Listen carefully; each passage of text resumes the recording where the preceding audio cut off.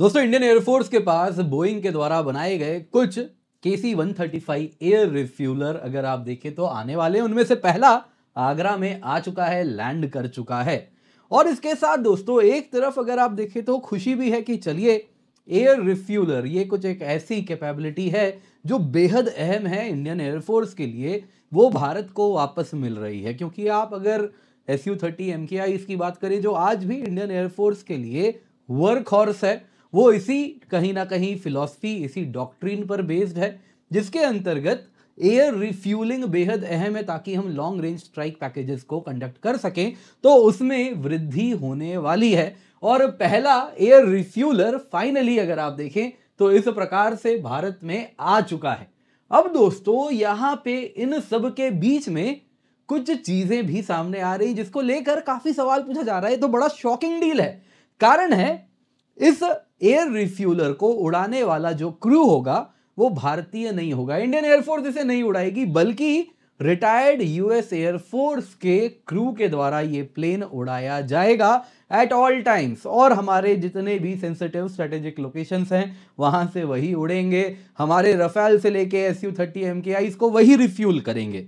ठीक है दोस्तों, यहां पे जो चीजें हैं वो थोड़ी और भी ज्यादा कुछ ऐसी हो रही है जो कि यकीन के बाहर हो जाती है कि ये वॉर के टाइम में आप यूज नहीं हो सकता, आप इसे नहीं कर सकते। यानी कि जिस मोमेंट हॉस्टिलिटीज चाइना के साथ, पाकिस्तान के साथ बढ़ने लगेंगी, ये जो कॉन्ट्रैक्टर हैं जिनसे हम ये एयर रिफ्यूलर लेकर के आए हैं ये उड़ना बंद कर देंगे और हो सकता है इंडियन एयर स्पेस के भी बाहर चले जाएं, अपना प्लेन लेके कहीं और चले जाएं। तो जो तैयारी हो रही है वो वॉर के लिए नहीं हो रही है, वो बस इस बीच के लिए की जा रही है। तो यहां पे लोग सवाल पूछ रहे हैं ऐसे एसेट का ही क्या फायदा जो आप वॉर में इस्तेमाल नहीं कर सकते, तो फिर आप क्यों ले रहे हैं, कुछ इस प्रकार का कॉन्ट्रैक्ट आप क्यों कर रहे हैं, ये भी यहां पर पूछा जा रहा है।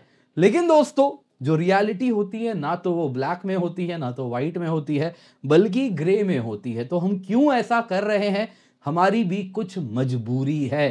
एंड ऑफ द डे अगर आप वेपन्स मैन्युफैक्चरर नहीं हैं, कुछ ऐसी चीजें हैं जो आप विदेश पर निर्भर करते हैं, तो वो आपको कुछ इस प्रकार से घुमाते हैं कि आपको कुछ ऐसा ही डील करना पड़ता है। तो क्या हो रहा है, क्यों आखिरकार हम ऐसा डील कर रहे हैं, कुछ तो कारण होगा। तो क्या है वो कारण, आइए जरा आज उसी पर चर्चा करते हैं और इस डील के पीछे क्या है जरा जानते हैं। पर इससे पहले आगे बढ़े आप लोगों से निवेदन है, वीडियो लाइक करें, चैनल सब्सक्राइब करें, बेल आइकन अवश्य दबाएं। इसके सिवा यूपीएससी मंजिल, जी हाँ दोस्तों, पिन कमेंट में लिंक मिल रहा है, जल्दी से जाइए, जाके जुड़ जाइए। दोस्तों यहाँ पे आपके लिए इंडियन ज्योग्राफी में पेनिनसुलर प्लेटू मैं टॉपिक कवर करा चुका हूं, तो जाइए जाके उसको देखिए ताकि मैं अगला पार्ट आपके लिए जल्दी से ला सकूं। तो जल्दी से जाएं, यूपीएससी मंजिल भाई अकेडमी, चैनल सब्सक्राइब अवश्य कर लें। दोस्तों डील में क्या है देखिए, सबसे पहले हुआ यूं है दोस्तों, आईएफ ने Boeing KC-135 strato tanker lease किया है और ये भारत में लैंड हो चुका है, आगरा बेस में देखा गया। और इसके साथ ये जो टैंकर ये सिर्फ इंडियन एयरफोर्स नहीं बल्कि इंडियन नेवी के भी जो एविएशन रिलेटेड जितने भी एस्पेक्ट्स हैं, जो एयरक्राफ्ट वगैरह हैं, वो भी इसका इस्तेमाल करेंगे। दोस्तों इसके साथ अगर आप देखें तो जो भारत की रिफ्यूलर फ्लीट है उसमें ये भी शामिल हो रही है। इस वक्त जो इंडिया की रिफ्यूलर फ्लीट है जिसमें आपको 6 रशियन ओरिजिन के इल्यूशन 78 टैंकर्स देखने मिलते हैं और ये हमने 2003 में इंडक्ट किया था।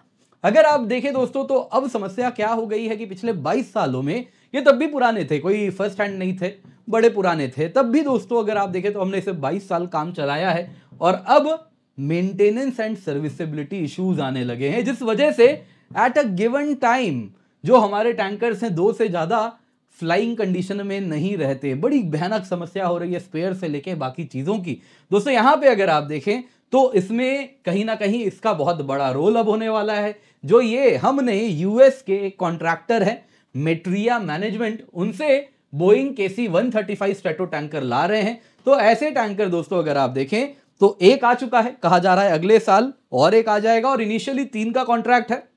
हो सकता है कि हम 6 इस प्रकार के टैंकर्स लीज पे इनसे लेंगे। अब दोस्तों इन सब के बीच में अगर आप देखें तो जो कॉन्ट्रैक्ट टर्म्स है उसको लेकर बड़ा सवाल पूछा जा रहा है। कारण क्या है, जो बोइंग KC-135 स्ट्रेटो टैंकर है इसको चलाने वाला क्रू इंडियन एयरफोर्स का नहीं होगा। हमारे स्ट्रेटेजिक लोकेशन जो और एक्सरसाइज हो रहे हैं, जो डॉक्ट्रिन है, सब कुछ जो देखने वाले हैं वो सब यूएस एयरफोर्स के रिटायर्ड एयर क्रू चलाएंगे और आप भी जान ही रहे हैं भारत जैसे जगह पे जो retired air crew US air force के आ रहे हैं, उनकी भी एलिजेंस किसके तरफ होगी, वो ऑब्वियसली यूएस के तरफ होगी। तो वही दोस्तों, इतना ही नहीं, इसकी जो मेंटेनेंस टीम होगी वो भी अमेरिकन होगी। और इस तरीके से एट ऑल टाइम्स जो कॉन्ट्रैक्टर है इस केस में, जैसा आप देख सकते हैं, वो दोस्तों जो मेट्रिया है, मेट्रिया मैनेजमेंट, वो हर हालत में इन फुल कंट्रोल रहने वाला है। इसके सिवा ये जो टैंकर्स हैं, ये सुखोई, राफेल, सभी को, राफेल से लेके सुखोई से लेके बे ऑफ बंगाल से लेके राजस्थान तक हर जगह रिफ्यूल करेंगे। लेकिन ट्रेनिंग सॉर्टीज जहां हो रही हो रिफ्यूल करेंगे, लेकिन जिस वक्त हॉस्टिलिटीज होने लगेगी KC-135 उड़ना बंद कर देंगे। कॉम्बैट सपोर्ट मिशंस को ये बिल्कुल भी मदद नहीं करेंगे। जरूरत पड़ी तो इंडियन एयर स्पेस छोड़ के चले जाएंगे। जी हां, ये टर्म्स बताए जा रहे हैं एज पर मीडिया रिपोर्ट्स। लेकिन दोस्तों आइए, फिर भी कहीं ना कहीं चैन का सांस ले रही है। कारण क्या है ना, जो 6 IL-78 हमने खरीदा था उज्बेकिस्तान से, वो दोस्तों 2003-4 में खरीदा, उसमें 6 खरीदा, 2 ही at a given time operational serviceable रहता है। 2025 की मैं बात बता रहा हूं। रशियन इंडस्ट्री इस प्रकार से यूक्रेन के वॉर में उलझी हुई है कि जो हमारे टैंकर से उनके लिए स्पेयर वगैरह क्रिटिकल कंपोनेंट्स वो दे नहीं पा रहे। दोस्तों लॉन्ग रेंज स्ट्राइक पैकेजेस जो हमने बनाया था, जो कि यही मान के चल रहे थे, जैसे कि अगर आप देखें तो जो Su-30 MKI फ्लीट है, ये डिजाइन ही इस प्रकार से किया गया था कि ये लॉन्ग रेंज स्ट्राइक पैकेज को अंजाम देगा और उसके लिए मल्टीपल पॉइंट्स पे ये रीफ्यूल करते हुए अपने टारगेट को जो नष्ट करना है या जो भी इसका मिशन है उसको अंजाम देना है। उसमें एयर रिफ्यूलर का रोल बेहद अहम था। लेकिन जब हमारे पास एयर रिफ्यूलर ही नहीं है, उस वक्त हमारे लिए जो समस्या है वो बढ़ गई है, क्योंकि इस प्रकार के लॉन्ग रेंज स्ट्राइक पैकेजेस को हम अंजाम नहीं दे पाते। तो यहां पे दोस्तों इसलिए बेहद जरूरी है कि हमारे पास रिफ्यूलर हो, टैंकर हो, ताकि लॉन्ग रेंज स्ट्राइक पैकेजेस वगैरह अभी जो है उसको हम ग्राउंड करवाते हैं, है ना, फिर जमीन में इस पे वापस से फ्यूल भरा जाता है, फिर उड़ता है, फिर आगे बढ़ता है। तो उस प्रकार से हम वॉर रेडीनेस अपनी रख नहीं पा रहे।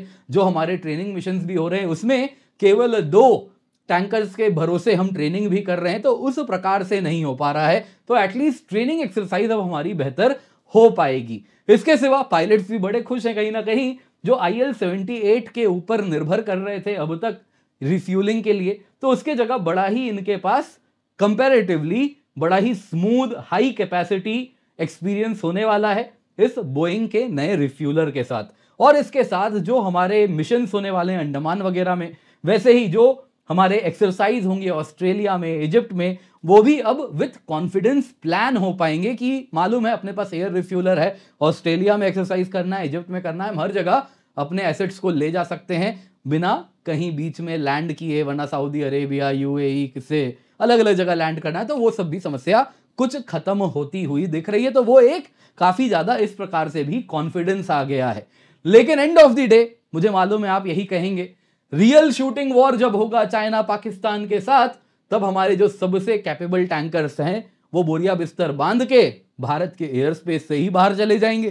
तो ऐसे डील का क्या फायदा?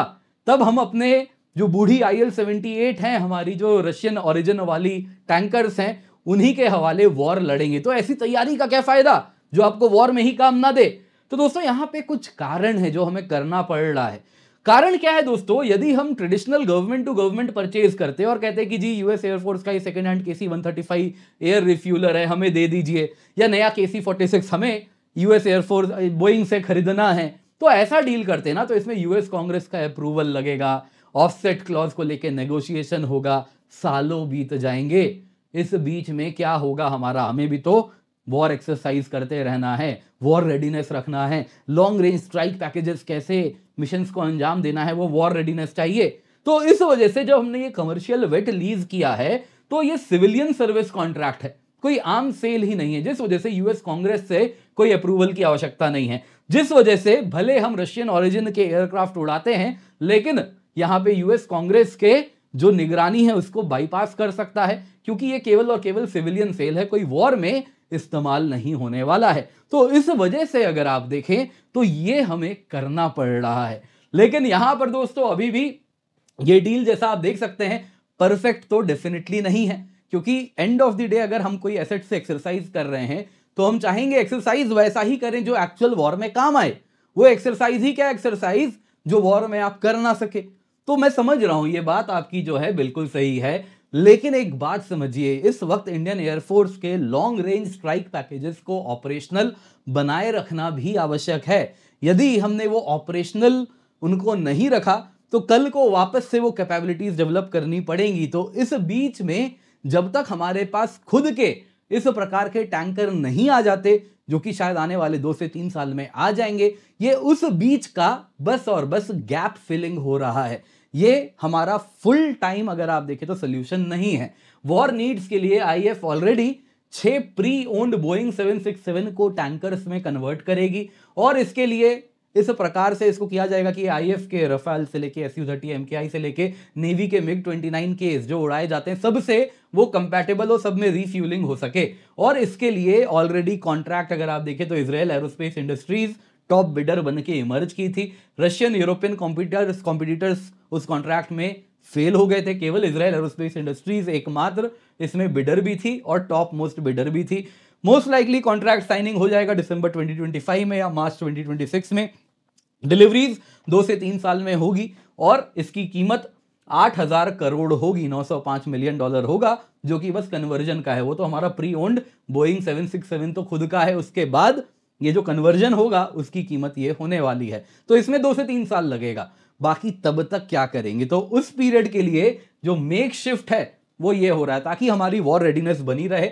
बाकी हाँ, इस 2-3 साल में वॉर हो गया तो इल्यूशन हमारे जो हैं 2, उन्हीं से होपफुली 2 नहीं 3 हो, वैसे तो 6 हैं टोटल, लेकिन at the given time operational कितने रहते हैं वो 2 कहा जा रहा है। हो सकता है वॉर टाइम में कुछ हम स्पेयर पार्ट्स बाकी इल्यूशन का निकाल के 3 को वर्किंग कंडीशन में बना लें, कुछ वो भी हो सकता है। तो इस तरीके से कहीं ना कहीं हम वॉर रेडीनेस तब इस प्रकार से रखेंगे, लेकिन 2 से 3 साल के बाद इस प्रकार से लॉन्ग टर्म होराइजन में भी काम चल रहा है, ताकि अब मुझे लग रहा है शायद आप लोग इस डील को बेहतर समझ पा रहे होंगे क्यों हमने किया है। तो आई होप आप लोग अब अपनी क्या राय रखते हैं, थोड़ा इन्फॉर्म्ड ओपिनियन अब आप लोग रख सकते हैं। तो आपको क्या लगता है, कैसा है ये डील, मुझे जरूर कमेंट में बताइएगा। बाकी दोस्तों, आपकी यूपीएससी प्रिपरेशन टॉप एजुकेटर्स के साथ केवल 19,999 रुपए में स्टार्ट हो रही है। Complete GS, CSAT, test series, mains test series with evaluation आपको मिलता है। इसके सिवा यूपीएससी मंजिल बयान एकेडमी हमारा चैनल है जहां पे हम तैयारी करा रहे हैं, तो आप अवश्य जुड़ जाएं। आप देख सकते हैं इंडियन ज्योग्राफी का जो वीडियो है उसका पिन कमेंट में मैंने डाल दिया है, तो जल्दी से जाएं, जाके जुड़े, मेक श्योर आप जुड़ रहे हैं, इसका फायदा अवश्य उठा रहे हैं।